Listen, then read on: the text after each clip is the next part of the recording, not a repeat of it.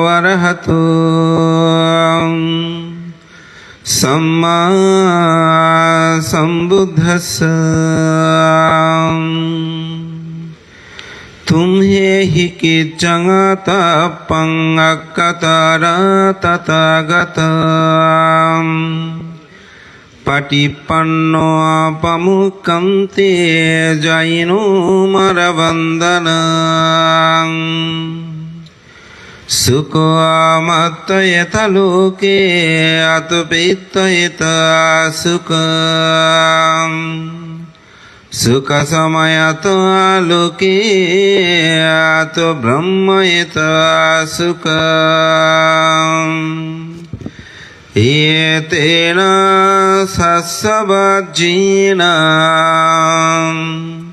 होतु ते जयमङ्गलं ते।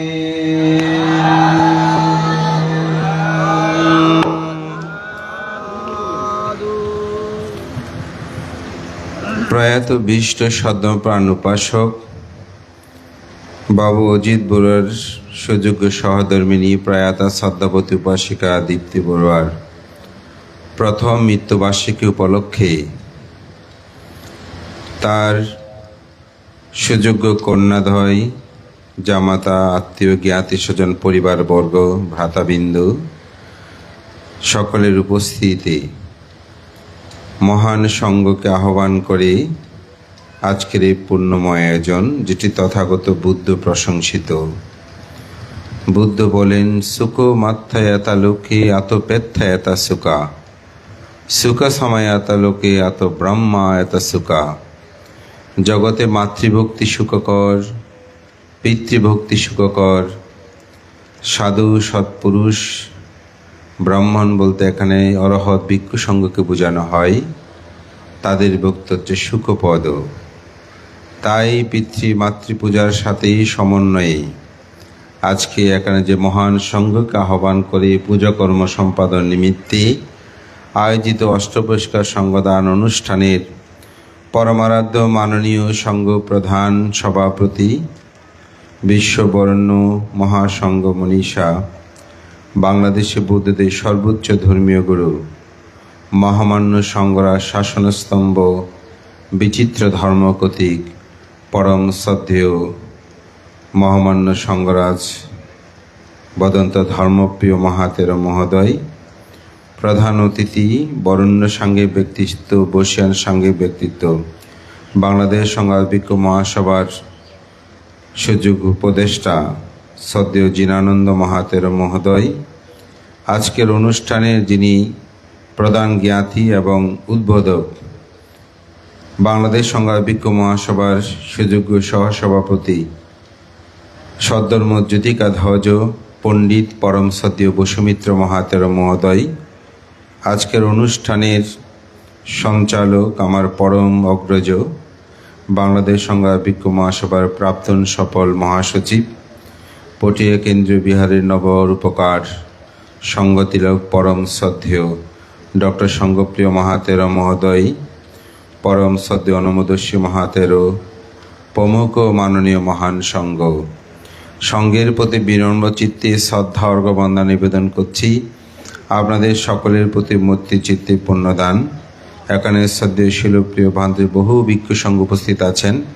আমি সময়ের কারণে নাম উল্লেখ না করে মহান সংঘকে শ্রদ্ধা অর্ঘ্যবন্দনা নিবেদন করে আপনাদের সকলের উত্তর শ্রীবৃদ্ধি কামনা করে শুভ বুদ্ধ পূর্ণিমার অগ্রিম মৈত্রীময় শুভেচ্ছা এবং প্রয়াত উপাসিকার পারলৌকিক ঊর্ধ্বগতি শান্তি কামনা করে পুণ্যদান করছি। ধর্মপ্রাণ প্রিয় উপাসক উপাসিকা বিন্দু, এই জগৎ সংসারে আমাদের বেশিরভাগ মানুষ একটি অলৌকিক শক্তিকে জীবনের নিয়ন্তা মনে করে। তারা মনে করে তিনি আমাদের খাওয়ায়, তিনি আমাদের পড়ায়, তার দ্বারাই আমাদের জীবন, তার কথায় পৃথিবীতে আসা, তার কথায় পৃথিবী থেকে যাওয়া। ভালোটাও তার, খারাপটাও তার, আমি মাত্র তার পরিচালক। এরূপ বিশ্বাসে মানুষের সংখ্যা জগতে অত্যাধিক। আজ থেকে প্রায় 2500 বছরের অধিক কাল পূর্বে মানুষের এই বিশ্বাস ধারণাটা ছিল আরও গভীর।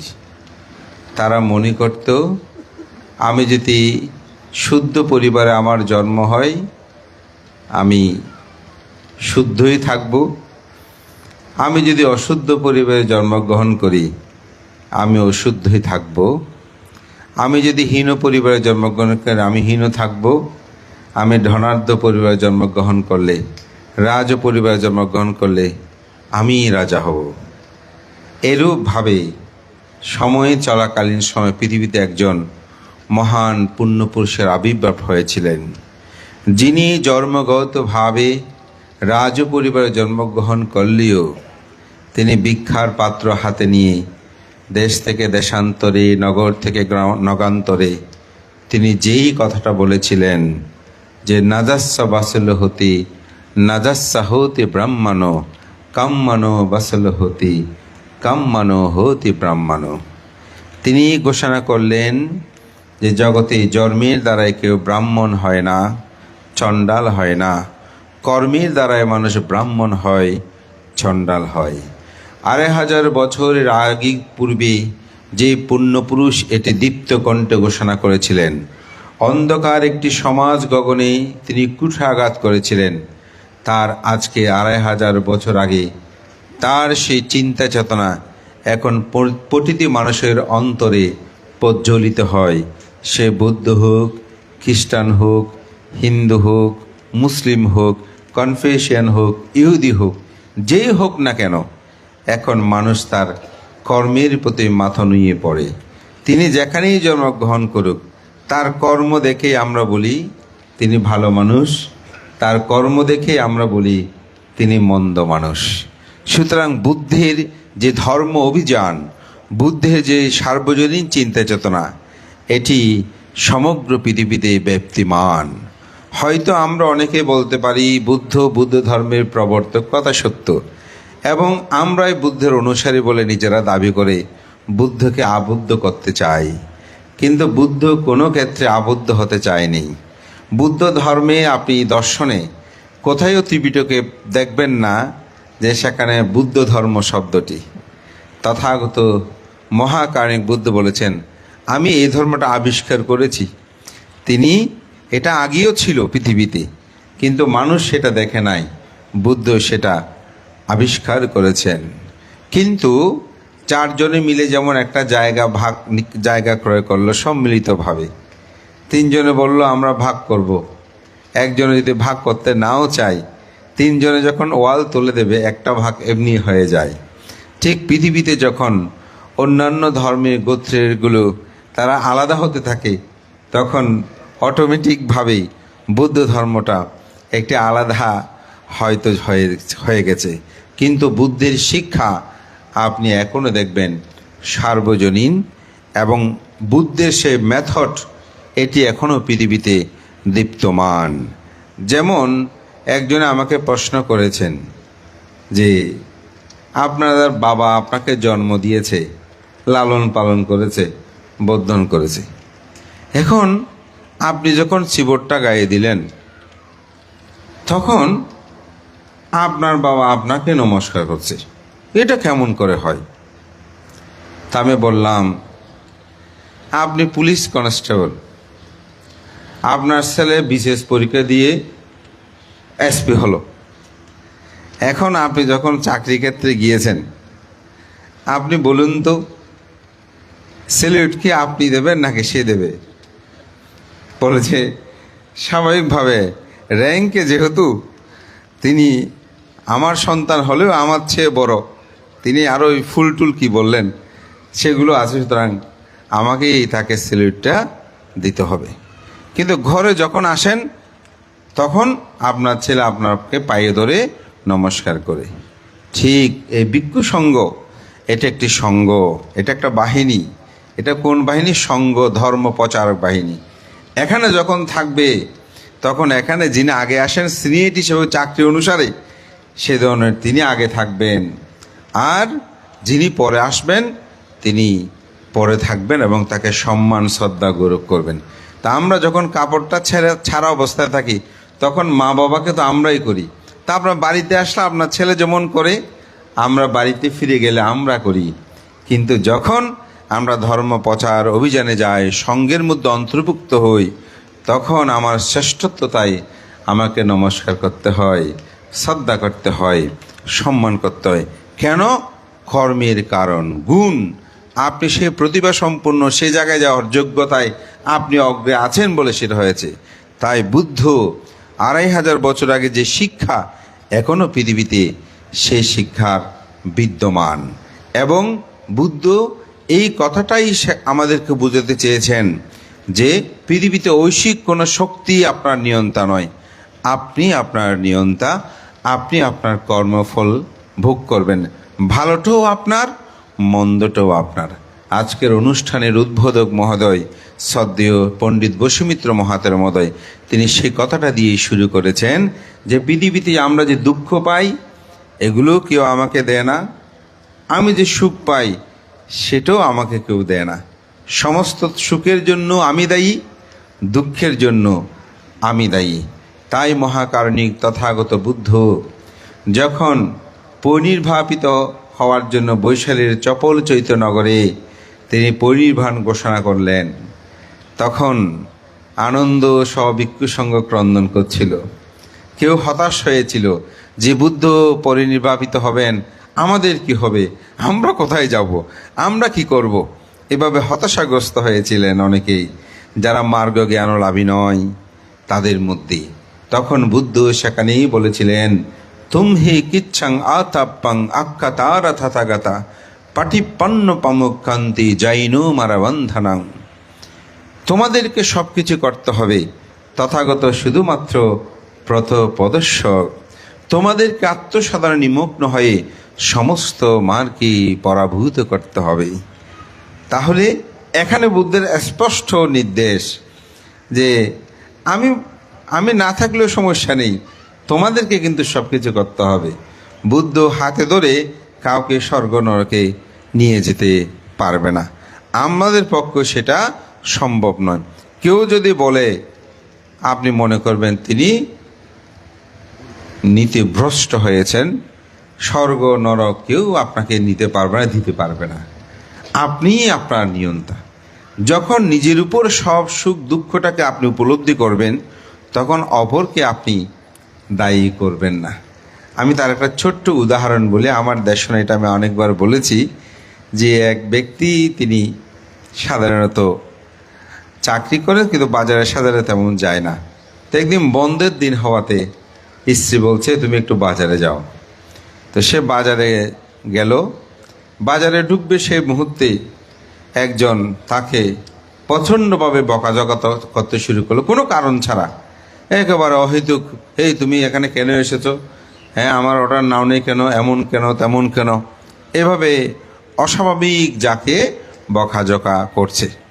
তো স্বাভাবিক লোকটা মাথা গরম হয়ে গেল, অনেকটা মারামারি হবে। তারপর বাজার সদার না করে বাসায় ফিরে আসলো, মানে রাগ উঠে গেছে, কি করবে। তো বাসায় এসে স্ত্রী বলছে বাজার করে এনেছো? বলছে কেমন করে বাজার করব। হ্যাঁ অভদ্র লোকের সাথে আমার দেখা, সে হয়তো আমার গায়ে পড়ে ঝগড়া করতে যাচ্ছে, এই কারণে আমি ফিরে এসেছি, আজকে তাকে দেখে নেবো। এসে বলে মোটামুটি মানুষজন জোগাড় করে একটা কিছু করবে এই ধরনের। তো স্ত্রী জিজ্ঞাসা করলো লোকটা কেমন? ওদের লোকটা একটা ছেলে করে, একদম তরুণ ছেলে, কাপড় চোপড় মোটামুটি ভালো আছে। বলছে কি লম্বা ফর্সা এরকম? বলছে হ্যাঁ হ্যাঁ। ও তুমি ছেলেটাকে চিনো না? সে তো অমুক তালুকদারের ছেলে, MBA করা ছেলেটা, খুব লেখাপড়ায় ভালো ছিল, এখন একটু মাথা ঠিক না, একটু পাগল হয়ে গেছে। বলছে কি বলো? বলছে হ্যাঁ অমুক জায়গায় একটা তিল আছে, মানে চিহ্নিত করলো রে। বলছে হ্যাঁ হ্যাঁ ওই ধরনের। আরে এই ছেলেটা তো পাগল হয়ে গেছে, এরকম যাকে পায় রাস্তাঘাটে এরকম বকাঝকা মুখ করে। ও তাই নাকি, আচ্ছা দাও আবার যাব। বাজারে গেলে আবার ঢুকবেন, ঠিক সে মুহূর্তে আবার গালিমন্দ করতে শুরু করলো। তিনি নিশ্চুপ ঢুকে গেলেন, বাজার করে নিয়ে আসলেন। আমি আপনাদেরকে প্রশ্ন করি, একই ব্যক্তি সে গালিমন্দ করেছে, প্রথমবার সে রাগে ক্ষোভে থাকতে না পারে তাকে মারার জন্য তেড়ে গিয়েছে, বা কোনো ক্রমে রাগ সময় বাড়িতে এসে মাথা গরম করে তাকে মারারও আরও প্রস্তুতি নিচ্ছে। দ্বিতীয়বারও গেল, একই রকম গালিমন্দ শুনল, কিন্তু তখন তার মধ্যে তার প্রতি তার সাথে গালিমন্দ করারও কোনো বিষয় চেতনা উৎপন্ন হলো না। মানুষজন নিয়ে যাবে সেটাও হলো না। সোজা বাজারে গিয়ে বাজার করে যথাসময়ে সে ফিরে আসলো। কেন বলুন তো? গালিমন্দ করছে একই ব্যক্তি, একই রকমভাবে শুনেছেনও একই জন, কিন্তু দুইবারে দুই রকম অবস্থা হলো কেন? প্রথমবার তিনি চিত্তকে তিনি আবৃত করতে পারে নাই, সংযত করতে পারে নাই। আমাদের শ্রদ্ধেয় সাধারণত মহাতেরও বনভান্তে, তো ভান্তের কাছে একবার কিছু মুসলিম ভদ্র মহিলা গিয়েছেন। তো গিয়ে বান থেকে বলতেছে, আপনাদের বৌদ্ধ ধর্মে বোরকা আছে? বোরকা বলছে, হ্যাঁ আমাদের বৌদ্ধ ধর্ম বোরকা আছে। বলছে, কোথায়? কাউকে তো বোরকা পরতে দেখি না। তো বানতে বলছে, আমাদের বৌদ্ধ ধর্মে মনের মধ্যে বোরকা আছে, মনে যদি বোরকা পরে বাহিরে আর বোরকা পরতে হয় না, আমাদের বুদ্ধ ধর্ম মনের বোরকা। তো বলে যে কীরকম? তো বানতে বলছে, লোভ দেশ মোহ এগুলো মনের মধ্যে না থাকলে তখন বোরকা পরা হয়ে যায়। তো ঠিক সেরকমভাবে আসলে মনকে যদি আপনি বিশুদ্ধ করেন, বোরকা পরে ফেলেন, তাহলে সেখানে সহজে কেউ আঘাত করলে, কেউ তাকালেও যেমন দেখবে না, ঠিক চিত্ত জগৎটাও সেরকম হয়ে যায়। তো তিনি সেরকম আবৃত করে ফেলেছেন কি, যে উনি তো পাগল। পাগলে কি না বল, আমরা বলি না পাগলে অনেক কিছু বলতে পারে, তাই সেই জন্য এরকম বলছে। যখন সেই কথাটা কি উৎপন্ন হয়েছে, তার মধ্যে একটা প্রজ্ঞা জ্ঞান উৎপন্ন হয়েছে, মানুষটা ঠিক নয়। আমাদের সোশ্যাল মিডিয়াগুলোতে দেখবেন এখন বড়ুয়াদের কতগুলো এমন পাগল হয়ে গেছে, ধর্মগুলো কোথায় নিয়ে যেতে যাচ্ছে আমরা বুঝি না। কোনো কিছু একটা পেলে ওইটা ভালো মন্দ কী করছে না দেখে ওইটা নিয়ে কি কন্টিনিউর মধ্যে অনেক কিছু তৈরি করে হু হু করে, ধর্ম যেন সব ওখানে চলে গেছে। আমি মাঝে মধ্যে হাসি। তা আমাকে অনেকে বলে ভান্তে, তা আমি বললাম যে আমাদের শ্রদ্ধেয় জ্যোতিবাল ভান্তে একটা হিন্দি কথা বলতেন, আমার হিন্দির ভাষণটা ঠিক মনে, ভান্তে খুব ভালো হিন্দি জানতেন। বলে রাস্তা চালে মানে হস্তি মে কুত্তা করে ঘেউ ঘেউ, হাতি চলে রাস্তা মে কুত্তা করে ঘেউ ঘেউ। তো এখন হাতিতে তো রাস্তা চলবে, কুকুররা ঘেউ ঘেউ করবে। এখন কুকুর যদি হাতি যদি ফিরে তাকাতে কুকুর তাড়াতে যায়, তাহলে হাতির রাস্তা চলা শেষ হবে না। তো এখন আমাদেরও সমাজের এরকম কিছু অবস্থা হয়েছে, এমন হয়ে গেছে কখন কি। তো এগুলোকে আপনি যত উপেক্ষা করতে পারবেন, তত আপনি কি সুখী হবেন, শান্তি পাবেন। তা আমি এটা বলছি এই জন্যই যে তিনি যখন ভেবেছেন যে না আমি পাগলের সাথে কীরকম বলবো, সে তো বলবে, তার তো মাথা ঠিক নেই। তাহলে চিত্তের মধ্যে যখন এই প্রজ্ঞাটা উৎপন্ন হয়েছে, তখন যতই গালিমন্দ করুক তাকে স্পর্শ করতে পারে নাই, যার কারণে তার মনের মধ্যে কোনো দুঃখ উৎপন্ন হয়নি। তাহলে আমি যদি এখন আপনাদেরকে প্রশ্ন করি, এই যে প্রথমবার দুঃখ পেয়েছে তার জন্য দায়ী কে? যিনি গালি দিয়েছেন তিনি? না, তার জন্য আমি দায়ী। তারপরে দ্বিতীয়বারে আমার মধ্যে কোনো দুঃখ উৎপন্ন হয়নি, তার জন্য কে দায়ী? তাও আমি দায়ী। সুতরাং আমাদের শ্রদ্ধেয় আচার্য উদ্বোধক শ্রদ্ধেয় ভান্তে যে কথাটা বলেছেন যে আমরাই আমাদের নিয়ন্তা, কর্মই আমাদের, আমরা যেমন কর্ম করব তেমন ফল ভোগ করব।